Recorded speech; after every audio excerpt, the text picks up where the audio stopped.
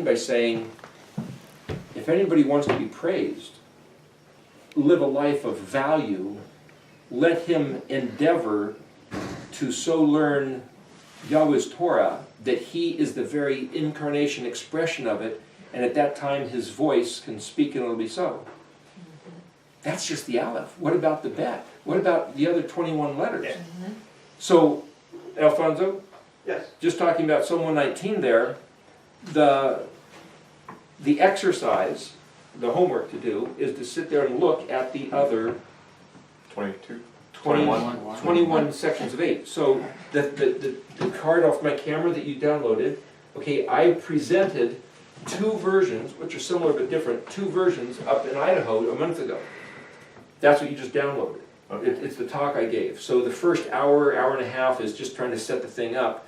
And then I try to run through it pretty quick, but that takes another hour and a half. So what you might try to do, just for the fun of it, just write down the words yourself and use the dictionary, use what you know of the letters, use what you know of your insights, and translate those. It's 186 words.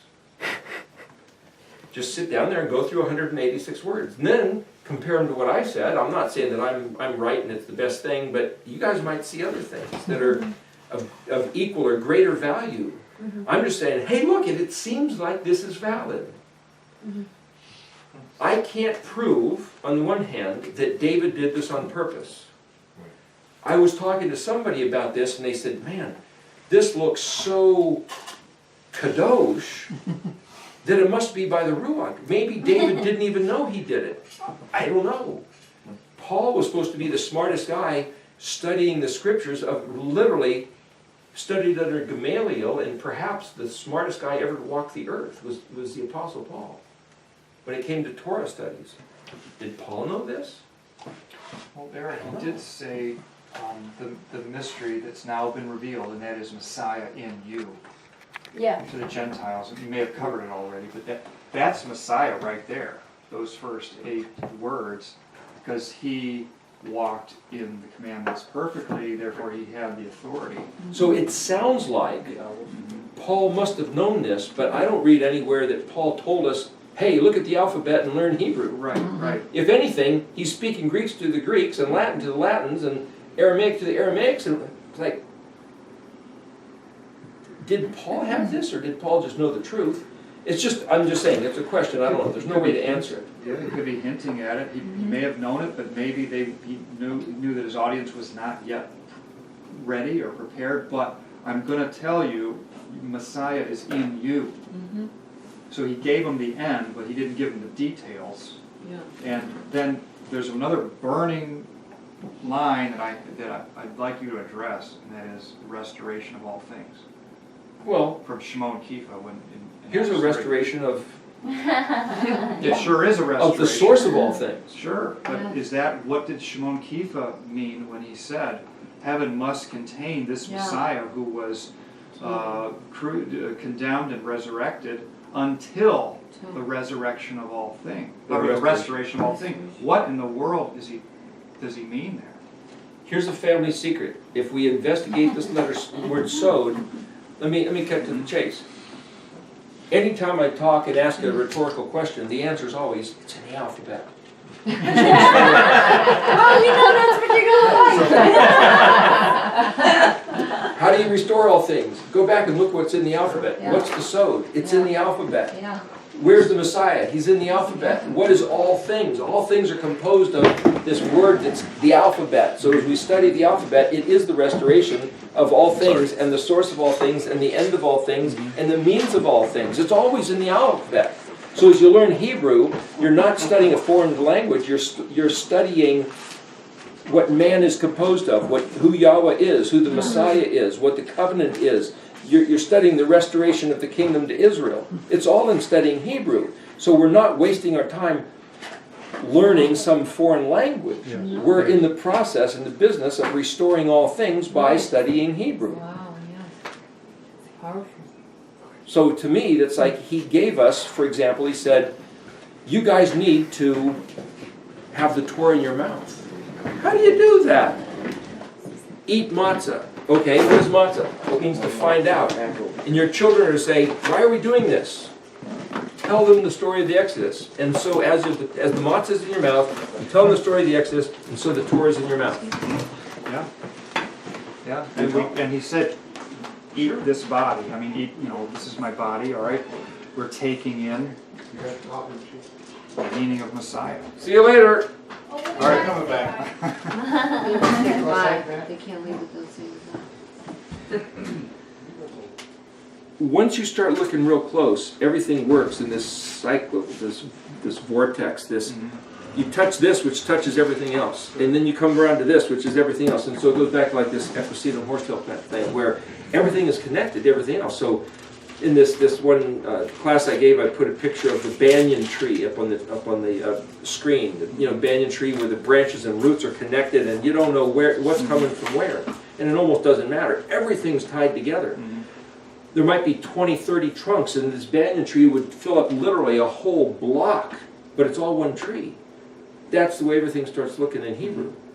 So to restore all things might mean when we come back into the alignment where everything is all connected and where the Messiah and the teachings of the Torah are one and the same.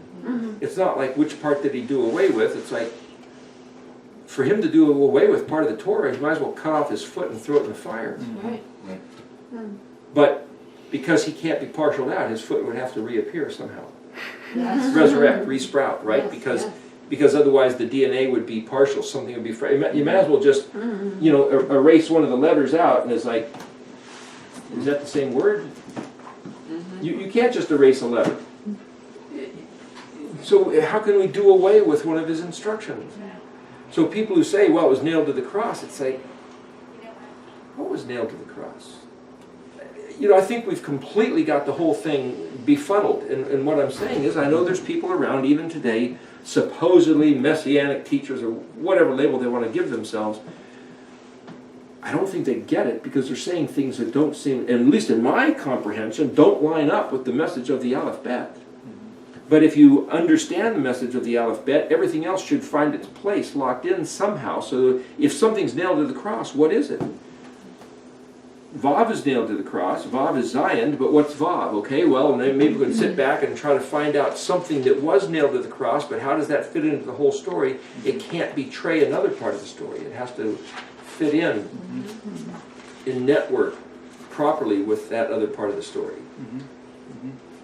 Anyway, that's a whole other subject of how to sleuth that sort of thing. But they're very related. The restoration of all things is completely tied up with what was nailed to the stake. Yes, something was nailed to the stake, and it's part of the story. So you're right, it is. And we have to, if something was restored, if something's being restored, it means that something was lost. Okay, here. Hidden. So Something nailed to the stake. Just to take that all of a sudden. He says, if they had been exposed to my sod, let them tell my people to come back. Okay, what's a somic? It's an apparatus of a trellis system that something is attached to. Yeshua on the cross, or the stake, whatever you want to call it, is a picture of the noon on the somic, which is that little sticker right there in the window, the red noon on the purple somic there on the glass. That's the living one up on the stake, up on the trellis. Okay, but here you have a trellis, and you have a nail, a vav, and you have a dalet. Well, Yeshua claimed to be the door. So something about Samik Vav Dalet, which is sod, is the living one, the Yeshua, the Mashiach, nailed to the crucifixion stake.